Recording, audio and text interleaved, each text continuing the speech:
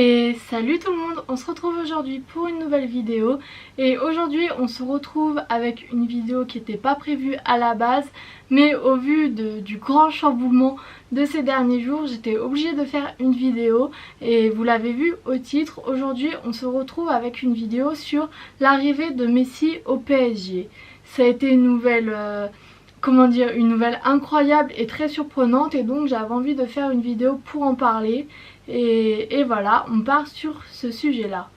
Comme d'habitude, si cette vidéo vous plaît, si mon contenu en général vous plaît, vous pouvez laisser un pouce bleu, vous abonner, et quant à moi je vous retrouve juste après le générique.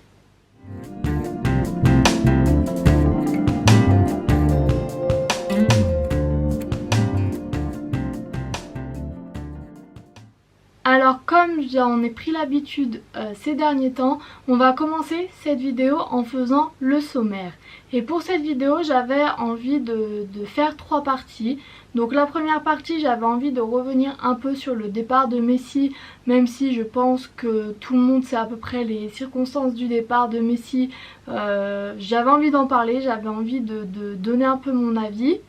Ensuite je reviendrai sur son arrivée à Paris, ce que ça entraîne aussi à Paris. Voilà, je voulais parler de Paris en général, du mercato de Paris et donc de l'arrivée de Messi. Et enfin, dans une troisième partie, je voulais parler des conséquences générales de l'arrivée de Messi au PSG, parce que c'est vrai que ça va entraîner pas mal de conséquences.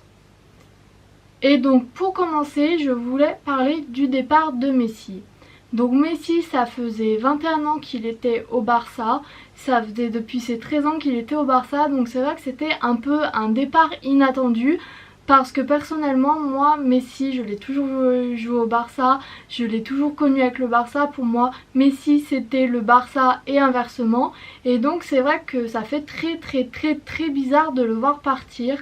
Après, j'avais fait une vidéo il n'y a pas très longtemps sur les problèmes financiers du Barça, donc c'était un problème qui date depuis très longtemps, donc son départ n'était pas non plus si inattendu que ça, parce qu'il y avait des signes annonciateurs. Mais ce que je trouve un peu dommage par rapport à ce départ, c'est que c'est pas un départ, c'est pas un départ choisi, parce que Messi voulait rester. Messi a paru très ému de devoir partir, on l'a vu lors de sa conférence de presse de départ, et donc je trouve ça un peu dommage que ce départ se soit fait par rapport à des problèmes financiers, et non parce que le joueur voulait essayer quelque chose d'autre ailleurs, ou parce qu'il n'était plus en phase avec le club. Je trouve ça dommage des circonstances dans lesquelles ça a été fait, et surtout que, comme je l'ai dit, oui, ça va être bizarre de voir le Barça évoluer sans Messi et Messi évoluer ailleurs qu'au Barça. Mais voilà, pour le départ de Messi, je pense que c'était un départ assez inattendu ces derniers temps, mais c'est vrai que l'année dernière déjà on avait entendu des rumeurs de départ et le PSG qui voulait l'acheter, donc je pense qu'au fond de nous, tout le monde s'y était un peu attendu. Les supporters du Barça, je pense que pour eux c'est très dur, mais je pense que même au fond d'eux, ils se doutaient qu'avec toutes les rumeurs, c'était dans ces voies-là. Mais voilà, pour les supporters du Barça, je pense que ça va faire très bizarre. Et oui, ce départ, je pense que personne ne le pensait réel. Je pense surtout que c'est ça. Je pense que tout le monde se disait que ce départ semblait trop irréel pour vraiment arriver. Et là, on est en plein dedans. Voilà, c'est ça que je pense qui est très bizarre. Maintenant, pour la deuxième partie, donc Messi est officiellement un joueur du PSG. Il a été annoncé hier soir par le compte Twitter de Paris, mais ça faisait très longtemps qu'on l'attendait. Ça faisait 3 jours que les supporters parisiens l'attendaient. Et cette recrue, c'est peut-être la plus grosse recrue de l'histoire du PSG, parce que c'est vrai que Messi fait partie des 2 meilleurs joueurs du monde. On ne rentrera pas dans le débat de qui est meilleur entre Messi et Ronaldo, mais en tout cas c'est un des meilleurs joueurs du monde actuellement, et c'est une très grosse recrue pour le PSG qui signe par cela un mercato XXL, parce que c'est vrai que entre les signatures de Ramos, de Hakimi, on peut parler de Wijnaldum aussi, c'est vraiment un très gros mercato pour le PSG, et Messi conclut juste ce mercato exceptionnel. Et pour le PSG, oui, c'est une très grande avancée pour le club, pour la Ligue 1, mais c'est vrai que c'est vraiment incroyable ce qu'il se passe en ce moment.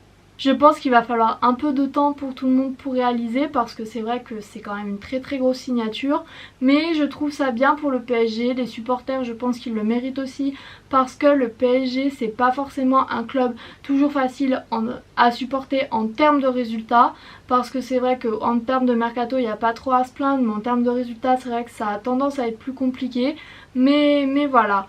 Messi a signé un contrat de 2 ans avec une année en option et portera le numéro 30. Et pour conclure cette deuxième partie, je voulais juste revenir sur le mercato du PSG en général. Et la signature de Messi, ça, comme je l'ai dit, ça conclut un mercato vraiment exceptionnel pour Paris, parce que maintenant Paris, je pense que sur le papier elle a la meilleure équipe d'Europe, parce que c'est vrai qu'on comparait souvent le PSG au Bayern, à Manchester City, à Liverpool, mais pour moi le PSG se démarque beaucoup plus maintenant, parce que c'est vrai qu'ils vont aligner les 10 titulaires de 3 pays différents, donc avec Mbappé le numéro 10 de la France, avec Neymar le numéro 10 du Brésil et avec Messi le numéro 10 de l'Argentine, et ça c'est assez inédit comme situation. En défense ils ont aussi de très grands joueurs qui sont titulaires dans leur pays avec leur sélection et qui ont joué dans de grands clubs aussi, donc vraiment c'est un très gros mercato pour le PSG. Maintenant on sait que ça reste Paris, il faudra voir les résultats, il faudra réussir à faire jouer tous ces joueurs en même temps et à surveiller les fameux égos du vestiaire, comme c'est souvent les rumeurs à Paris disent que c'est compliqué en termes d'ego.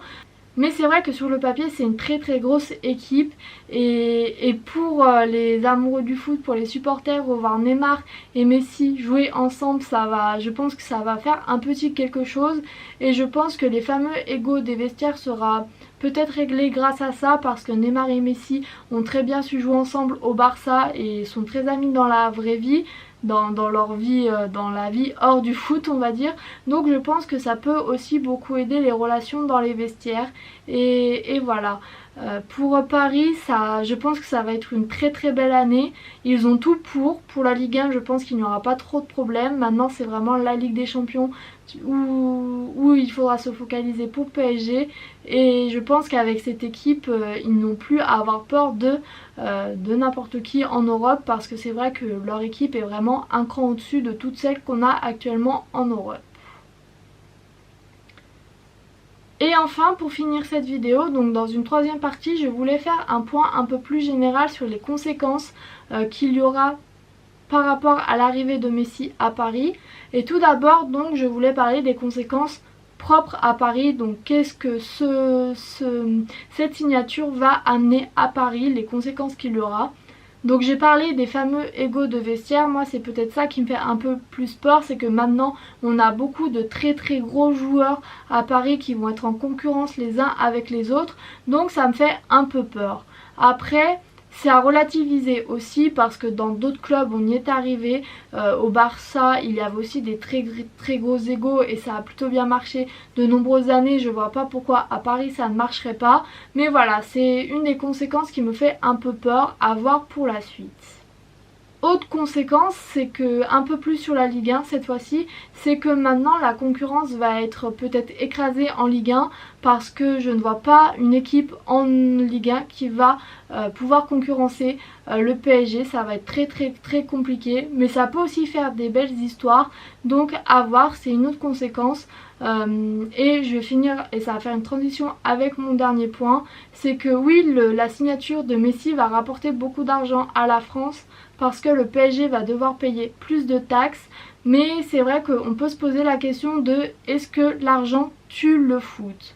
Alors moi c'est une question qui me fait beaucoup réfléchir ces derniers temps, et j'ai tendance à penser que oui, parce que en achetant Messi, le PSG a encore mis de l'argent dans des gros joueurs pour construire une grosse équipe, et c'est comme ça depuis l'arrivée des Qataris. On voit aussi que c'est le cas à Manchester City, donc je penserais peut-être que oui, mais d'un autre côté je me dis que l'argent ne fait pas tout dans le foot, on l'a souvent vu ces derniers temps, donc oui ça va être compliqué de concurrencer cette équipe, mais on sait que dans le foot rien n'est déterminé par l'argent et rien n'est déterminé par les équipes sur le papier.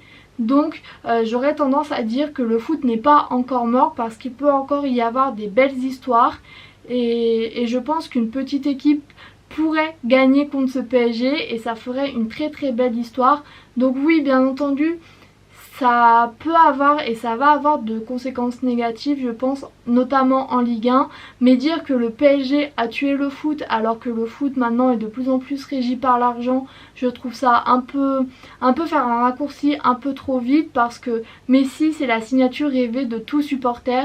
Et s'il avait été dans un autre club, les supporters auraient été ravis. Donc remettre la faute sur le PSG et dire le PSG a tué le foot, je trouve ça un peu réducteur. D'autant plus que l'arrivée de Messi va forcément attirer plus de supporters en Ligue 1 à regarder la Ligue 1, parce que les supporters de Messi vont le suivre en Ligue 1. En Argentine, on peut penser que ça va faire un peu comme Neymar au Brésil, beaucoup d'Argentins vont se mettre à suivre la Ligue 1, donc ça va aussi amener du positif pour la Ligue 1, ça va rendre la Ligue 1 un peu plus attractive, je pense que ça va amener plus de gens dans tous les cas, donc ça peut être que positif. Je pense que c'est ce qui manque à la Ligue 1 pour entrer en concurrence avec les autres grands championnats, donc je pense que pour la Ligue 1 ça peut amener du positif. Est-ce que ce positif va prendre le dessus sur le négatif? C'est une réponse qui arrivera avec le temps. Je ne peux pas prédire l'avenir, mais en tout cas je l'espère. J'espère que ça sera quelque chose de bon pour notre Ligue 1. Pour cette vidéo, je vais m'arrêter là. Je pense qu'elle sera assez longue comme ça, donc je vais m'arrêter là et je vous dis à bientôt pour une prochaine vidéo et salut!